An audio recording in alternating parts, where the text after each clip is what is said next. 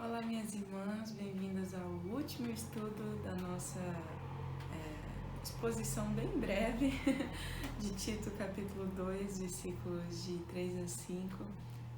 Foi muito bom para mim estudar esse texto novamente e explicar para vocês o que cada termo significa. Eu também espero muito que ele tenha sido útil para vocês, né? Para vocês compreenderem o nosso papel como mulheres, de discipularmos outras mulheres, também para a gente ter noção da importância da coerência na nossa vida enquanto a gente ensina e também para a gente lembrar o que a gente deve ensinar, né? Além de ensinarmos a um caráter íntegro, as meninas mais novas ou mulheres mais novas, a gente também precisa sempre relembrar o valor do casamento, né? E para isso a gente precisa ter na nossa mente a visão correta do casamento. Eu lembro que no começo do nosso casamento a gente já ouviu muitas vezes de muitas mulheres cristãs, né? Ah, você tá feliz, mas é só assim no começo, depois vem as dificuldades, coisas do tipo, né? E às vezes é só uma visão distorcida do casamento. Não que o casamento não tenha dificuldades, tem bastante, mas a beleza dele precisa ser maior, né, na nossa mente, para que a gente não olhe para o casamento como um fardo, como um peso, não olhe para o nosso marido como alguém que a gente desrespeita, mas o casamento precisa ser realmente o que Deus criou para ser, que é um espelho da comunhão que Ele mesmo usufrui na Trindade, né? Quando Deus, dentro da Trindade, experimenta comunhão, né? Sendo Pai e experimentando isso com o Filho e com o Espírito Santo, Ele criou o ser humano à imagem dele e criou o ser humano em dois. Então, assim como Deus é três, sendo um, nós no casamento somos dois, sendo um. E a ideia exatamente é de que a nossa identidade seja a nossa imagem de Deus e o nosso papel, ele acontece de formas diferentes, assim como na Trindade, cada um tem um papel diferente, né? Então, no casamento a gente tem esse privilégio gigantesco que é refletir a comunhão da Trindade de um jeito único na face da Terra. Então, se tem dificuldades nisso, se tem lutas nisso, isso é por causa do pecado e não por causa do plano de Deus. Então, a gente precisa ser mais otimista, ser mais consciente da beleza do casamento, para que a gente não desencoraje as pessoas sobre isso. Então, o seu papel como mulher, seja você solteira ou casada, é ter muito conscientemente na sua mente o valor do casamento. Por mais difícil que ele seja, ele é uma criação de Deus. E por mais difícil que ele seja, é Deus que te capacita a ser o que você precisa ser dentro do casamento. Então, vamos lá de novo para o nosso texto. Tito 2, versículos de 3 a 5, diz assim: Quanto às mulheres idosas, semelhantemente, que sejam sérias em seu proceder, não caluniadoras, não escravizadas a muito vinho, sejam mestras do bem, a fim de instruírem as jovens recém-casadas a amarem ao marido e aos seus filhos, a serem sensatas, honestas, boas donas de casa, bondosas, sujeitas ao marido, para que a palavra do Senhor não seja difamada. Então, a gente precisa lembrar que no nosso último estudo a gente dividiu em duas categorias, né? Essas últimas virtudes que Paulo queria que as mulheres mais velhas ensinassem às mais novas. Então, são virtudes que dizem respeito do caráter, que a gente viu no estudo passado, que é a sensatez, a honestidade e a bondade.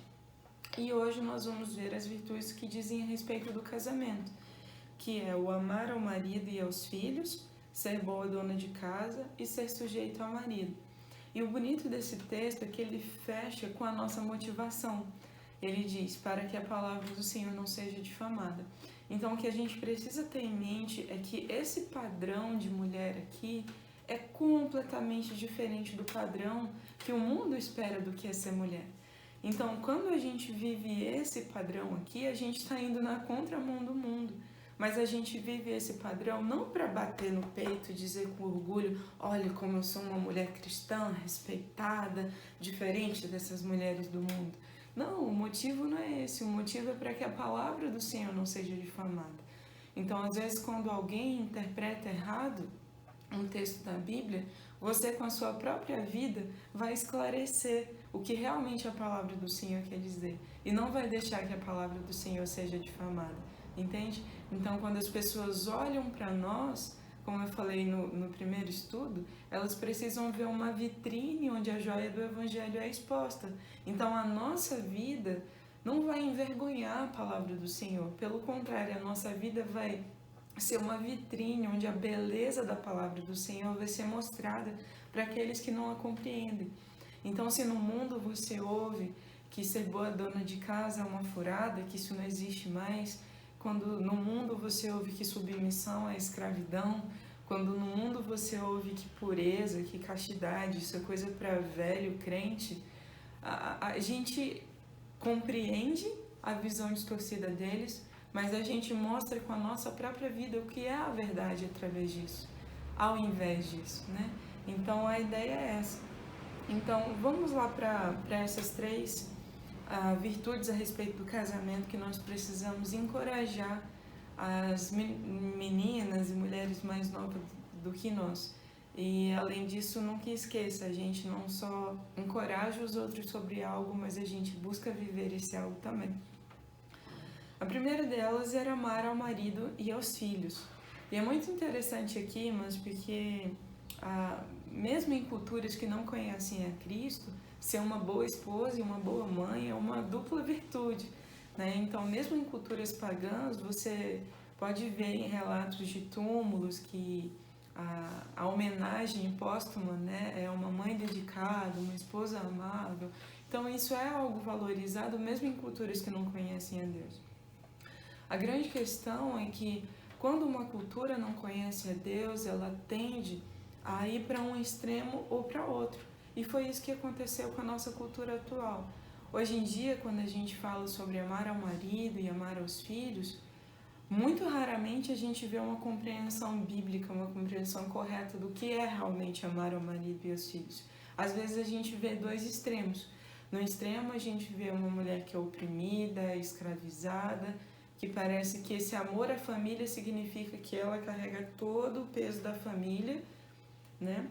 E por outro lado, às vezes a gente vê uma mãe que idolatra a família, que idolatra filho acima de marido, que idolatra a família acima de tudo. E aí a gente vive num mundo de dois extremos. E o pecado realmente é a fonte desses dois extremos. Quando a gente olha para o meio disso, é o que a gente tem na Bíblia. Deus não quer que a gente viva nesses extremos que são distorcidos pelo pecado. Ele tem uma forma, ele deseja uma maneira que nós amemos nosso marido e os nossos filhos. E amando ao seu marido e aos seus filhos da forma correta, você vai estar ensinando a seus filhos como amarem futuramente também a sua esposa, a seu marido e a seus futuros filhos. Então é um ciclo que infelizmente o pecado tem destruído, e a gente vê famílias ensinando errado e os filhos dessa família ensinam errado aos seus filhos, e assim a gente vê gerações de famílias distorcidas, de famílias quebradas, porque lá atrás os pais não souberam amar da forma correta. Então, amar ao marido e aos filhos é uma forma gigantesca, é uma forma excelente de ensinar a sua família sobre essas virtudes que Deus deixou aqui pra gente em Tito. Porque amando, a gente ensina como amar. Sobre amar ao marido, é muito interessante que Paulo ele não usa aqui um verbo, amar ao marido. Na verdade, ele usa um adjetivo, ou seja, é uma palavra que caracteriza a mulher como amorosa ao marido. Então, a ideia de que quando Paulo escreveu esse texto aqui, ele estava dizendo: Tito, eu quero que você diga para as mulheres mais velhas ensinarem as mais novas a serem amorosas aos seus maridos. E o tipo de amor que ele usa aqui é o amor filos, né? É um amor de amigo, um amor de parceria, de companheirismo. Então o que ele está dizendo é que, olha, eu quero que as mulheres sejam amorosas ao seu marido como quem ama um amigo, como quem ama um companheiro, um parceiro. E isso é muito bonito da gente pensar, porque o casamento, irmãs, não é um lugar onde um é superior ao outro. O casamento não é um lugar de desconfiança, de deslealdade, de violência. O casamento deve ser um lugar de amizade, de um amor companheiro. Pelo menos foi isso que Deus criou para ser. Infelizmente, como eu já falei, o pecado distorce isso. Mas eu quero que você sempre tenha em mente, não o pecado, mas a graça. Porque onde abundou o pecado, superabundou a graça. Então eu sei que às vezes a gente usa a justificativa dos nossos próprios pecados para deixar que o nosso casamento fique na mesma. Sabe, Sabrina, eu já errei tanto com meu marido, eu já desrespeitei tanto ele já não confia mais em mim. Ou ele já me oprimiu tanto, ele já quebrou a confiança que eu tinha nele, não dá mais para resgatar isso. Dá, não por você, não por sua força, mas pela misericórdia e graça de Cristo. E quantas vezes a gente vê na Bíblia e na nossa vida relatos de casamento que permaneceram firmes até o fim, passando por divórcios, passando por traições, passando por coisas tão intensas e fortes, não por causa dos dois, mas por causa da graça de Cristo. Então, se você ouve todas essas virtudes com um pano de fundo do pecado, vai ser muito fácil você se justificar e continuar na mesma. Mas se você ouve todas essas virtudes com o pano de fundo da graça, você vai se sentir capacitado a amar, porque Deus te ama também. E eu gostaria só de deixar um adendo aqui, que quando a gente fala sobre essa amizade, esse companheirismo que suporta todas as coisas, a gente não está falando sobre suportar violências de abuso, ok? Ser amiga do seu esposo, ser parceira do seu marido, não significa ser amiga e parceira dos pecados dele, né? Então, a gente precisa ter muita sabedoria de Deus para ser amiga dos nossos maridos, mas para ter discernimento de encontrar a oportunidade certa, o tom certo, as palavras certas para confrontar os pecados dele. Né? Lembre-se de que ser amiga também é ser auxiliadora. Então você é o instrumento de Deus na vida do seu marido para revelar os pecados dele. E então, se a gente faz isso apontando o dedo na cara, se a gente faz isso envergonhando ele na frente de outras pessoas, a gente não está sendo amiga, a gente não está sendo auxiliadora, a gente não está sendo companheira. Então, a gente precisa ser para o nosso marido aquela em quem ele confia, como diz em Provérbios 31, né? Aquela que ele sabe que não vai lhe fazer nenhum mal, aquela que ele pode confiar, descansar, dividir os fardos, né? A gente precisa ser isso. E o outro adjetivo que Paulo traz aqui é o amar aos filhos. Novamente, não é um verbo, é uma característica da mulher, então deve ser algo natural para a mulher ser amorosa aos filhos com esse mesmo amor. Esse amor que é parceiro, esse amor que é companheiro, que é amigo.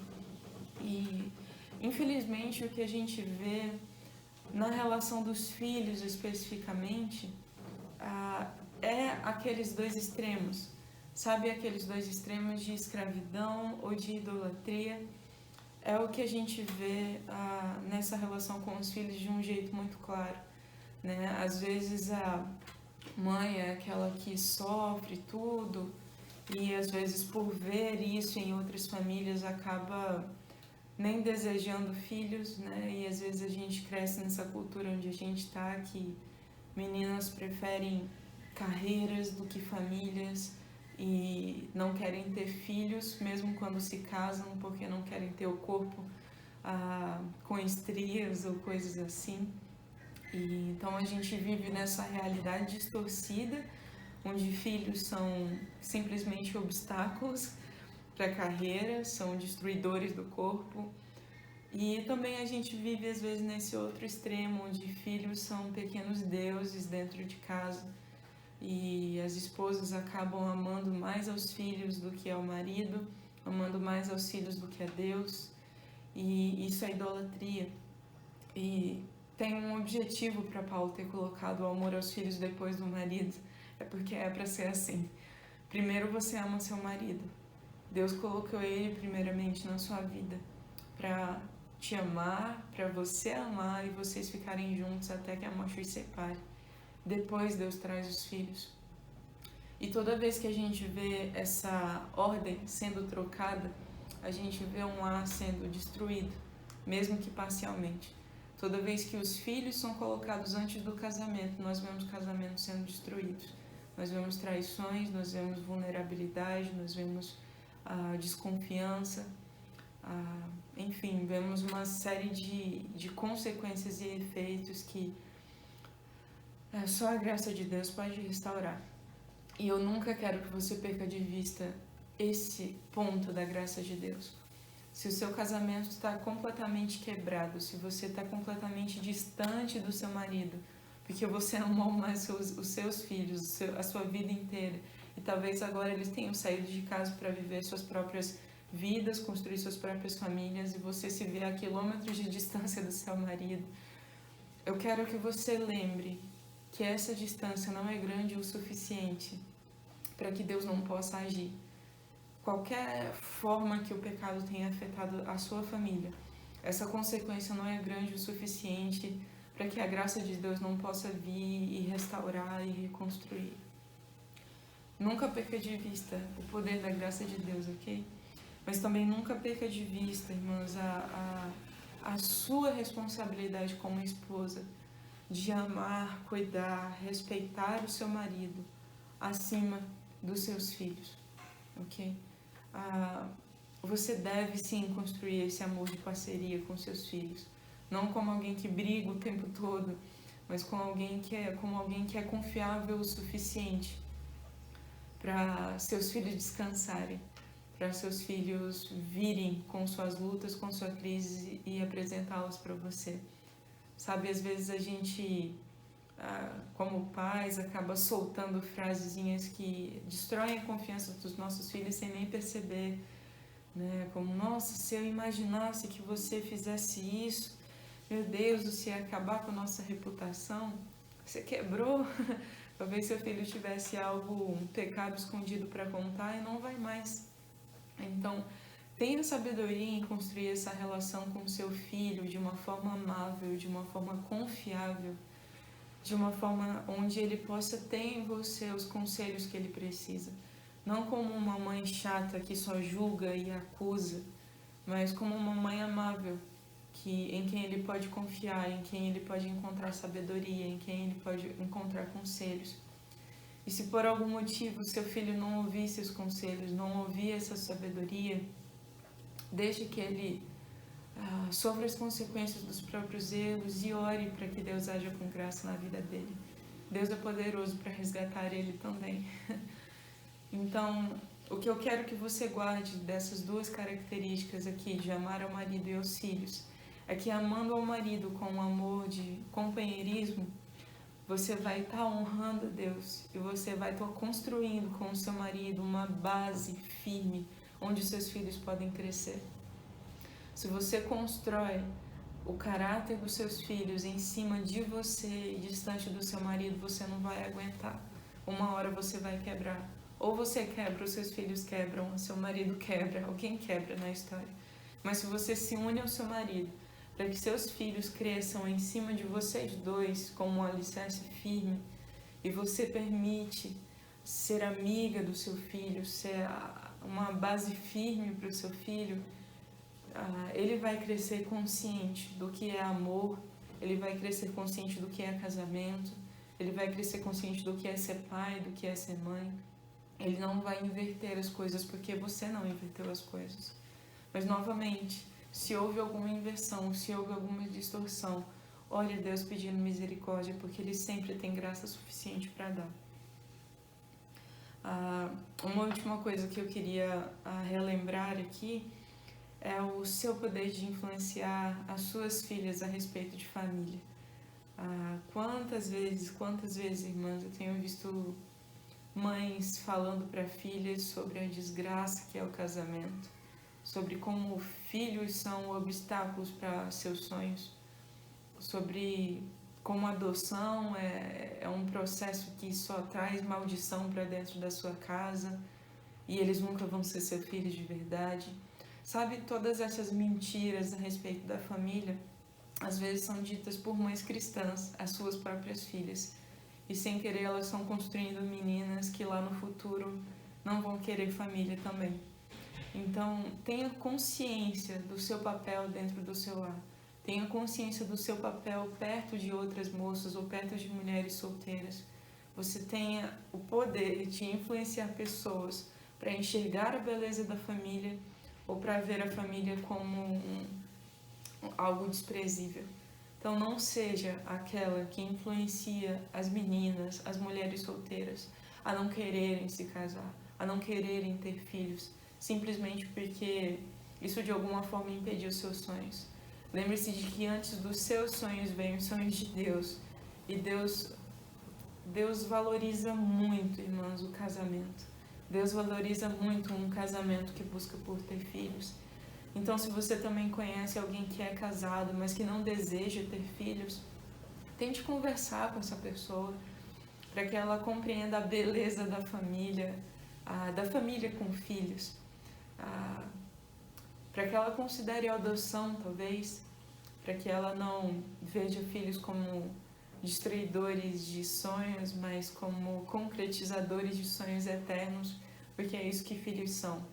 Carreiras acabam aqui nessa vida, sonhos podem nunca se realizar, mas filhos são pessoas que você pode levar para a eternidade com você.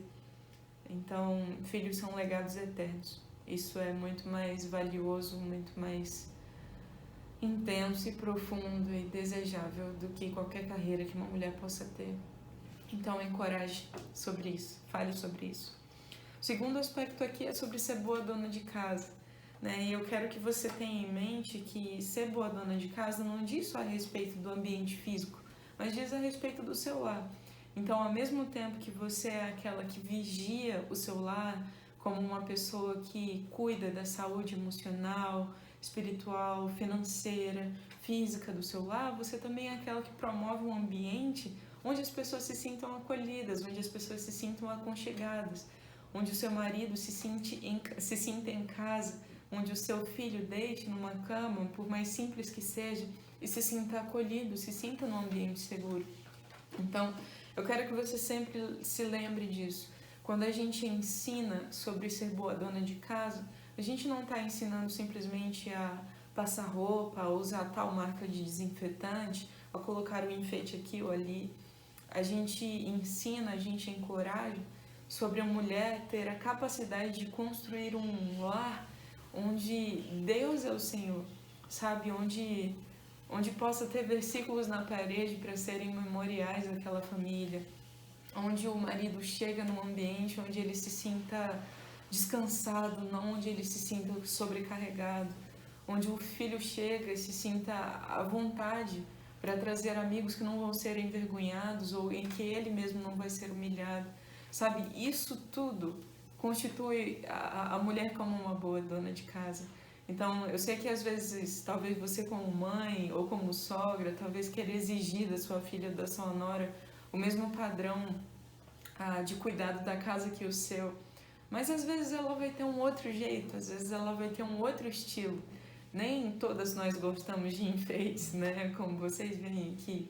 Às vezes ela vai ter um outro jeito de cuidar da casa. Mas ser uma boa dona de casa vai muito mais além do que simplesmente um enfeite na estante. Diz a respeito de fazer da casa um lar onde o Senhor reina. Então, que você como mulher encoraje, ensine sobre isso do jeito certo, né? A higiene da casa é essencial, a organização da casa é essencial, mas isso é passageiro. O que a gente constrói emocionalmente dentro de um lar é muito mais essencial, né? Então, tenha isso sempre em mente. E lembre-se também de que a família toda é responsável por construir esse ambiente. Então, quando eu falo sobre você ensinar isso para sua filha, eu não digo apenas para sua filha, mas também para seu filho e também para seu esposo. Toda a sua família é responsável por construir esse ambiente de lar dentro de casa. né? Então, às vezes, ensinando o seu filho, você vai estar também ensinando ele a ser um bom marido quando ele casar. Ensinando a sua filha, você vai estar ensinando uma boa esposa. E ensinando seu marido algumas coisas, você vai estar cooperando para que ele seja independente, para que ele também saiba como cooperar, para que a casa seja um lar, né? E por último, talvez o ponto mais polêmico e difícil desse texto, assim como em Efésios e outros, é a questão da sujeição, né? Paulo, ele fala aqui sobre como as mulheres devem ser sujeitas ao seu marido, mas a primeira coisa que eu quero que vocês saibam, irmãs, é que, assim como eu falei ainda há pouco, quando Deus criou homem e mulher, Ele criou o ser humano à imagem dele. Então essa é a nossa identidade. A nossa identidade não é o que nós fazemos. A nossa identidade é quem nós somos, é como nós somos criadas. Nós fomos criadas com a imagem de Deus, homem e mulher. Quando Deus coloca homem e mulher dentro do casamento, Ele dá um papel para cada um. Ele ensina o homem a ser líder e ele ensina a mulher a ser auxiliadora. E algo muito bonito sobre esse auxílio, irmãs, é que a palavra que Deus usa para esse auxílio da mulher só é usada 3 vezes na Bíblia. Para a mulher como auxiliadora, para um exército que vai à ajuda de outro exército e para Deus. Então, Deus não daria um papel para a mulher que ele considerasse inferior se ele mesmo se coloca como o nosso auxílio, o nosso socorro bem presente nas tribulações. Então, o auxílio da mulher deve ser um espelho do auxílio do próprio Deus em momentos difíceis. Então, é isso que a gente é dentro do nosso casamento. Mas lembre-se sempre, o auxílio, a sujeição, não é sinônimo de inferioridade, não é sinônimo de escravidão. É simplesmente o seu papel dentro da esfera do casamento. Então, a sujeição não é algo que deve ser exigido pelo marido. É algo que é pedido pelo próprio Deus para que você se coloque, você se sujeita voluntariamente. Então, a sujeição não é uma exigência, a sujeição é um ato voluntário de você ao compreender que esse é o seu papel dentro do casamento. Então você voluntariamente cede ao seu marido, cede às suas vontades ao seu marido, para que ele lidere a família, né? Então você não faz chantagens emocionais ao seu marido, você não nega sexo para ele, você não usa a amargura, não usa a acusação como chantagem para manipular seu marido, mas você voluntariamente cede em amor, deixando que Deus transforme aquilo que você não pode transformar. Você também voluntariamente coopera, você auxilia para que ele possa liderar a família como alguém que tem uma parceira do lado, né? Então, quando a gente compreende o que é esse auxílio, mas a gente compreende o nosso papel dentro do casamento, quando, por exemplo, o marido chega cansado e sobrecarregado e frustrado, e você não lança sobre ele mais frustrações, mais fardos e mais peso e mais acusações, você divide o fardo com ele, você ajuda ele a lançar esses fardos sobre Cristo. E então juntos vocês resolvem os problemas. Sabe, a gente tem um poder, irmãos, como mulher, que é realmente como o Provérbios fala, ou com sabedoria você edifica o seu lar, ou com tolice você destrói o seu lar. Porque simplesmente pelo nosso jeito de falar, a gente pode destruir, ou a gente pode auxiliar o nosso esposo. Um exemplo aconteceu comigo recentemente, que meu esposo estava querendo fazer um curso online que ia gastar um certo dinheiro e a gente foi conversar sobre isso. E na minha mente só o que vinha, gente, mas isso não faz sentido, esse curso nem é necessário, a gente não tem esse dinheiro. Mas eu pensei, eu não posso falar assim para ele. E enquanto ele me falando, eu fui pedindo para Deus me ajudar a ter sabedoria, e depois que ele terminou de falar sobre o curso, sobre o orçamento e tal, eu fui falar de como naquele mês a gente estava apertado nisso, de como talvez encontrando esse outro curso que era gratuito, ele também ia encontrar tudo que ele precisava nesse curso que era pago e tal, e a gente foi conversando, e eu mostrando os porquês, ele também, e no final das contas a gente se entendeu. Se eu falasse para ele o que tinha vindo à minha mente, eu tinha destruído meu esposo. Mas se a gente pede para que Deus seja a nossa boca, a gente encontra um meio termo, onde com sabedoria a gente aconselha, a gente orienta, a gente auxilia, e então deixa que ele tome a decisão. No final ele tomou a decisão de não fazer.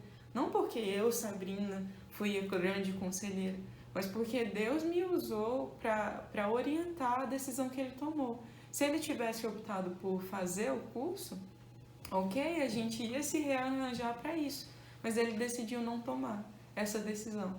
Então a gente tem esse poder imenso de orientar, de auxiliar ou não, né? E por último, existe a submissão de fato, que é como esse exemplo que eu acabei de falar. A gente precisa compreender que a decisão final no nosso casamento, seja decisões grandes ou pequenas, é do nosso esposo. Não porque ele é superior, mas porque Deus deu essa responsabilidade para ele. Então, a gente precisa ter a consciência, irmãs, de que a gente não pode manipular o nosso marido a nosso bel prazer. E a gente faz isso, né? A gente chora, a gente emburra, a gente nega alguma coisa que ele queira, a gente trata mal, a gente acusa, e aí ele acaba fazendo o que a gente quer. E Deus não se agrada nada disso, porque você conseguiu o que quer, mas Deus não. Deus quer que você seja uma mulher que descansa nele.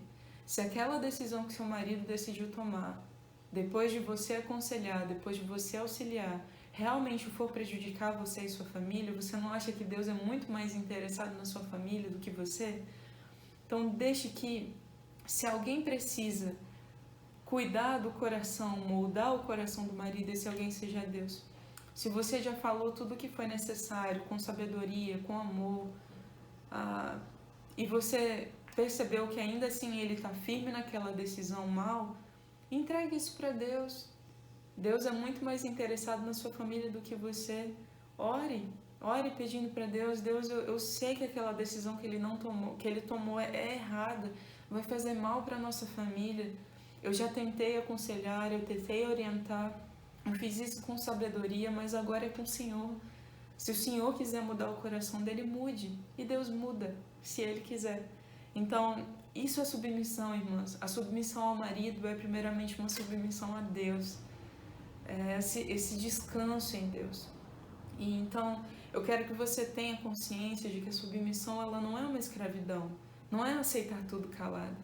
É, na verdade, falar com graça, com sabedoria, sem acusações, com respeito, e deixar que Deus tome conta do resto.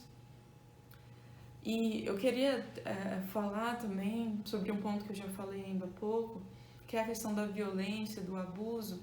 Você não precisa ser submissa a isso, ok? E você não precisa encorajar mulheres a serem submissas a isso. Isso é crime, minhas irmãs.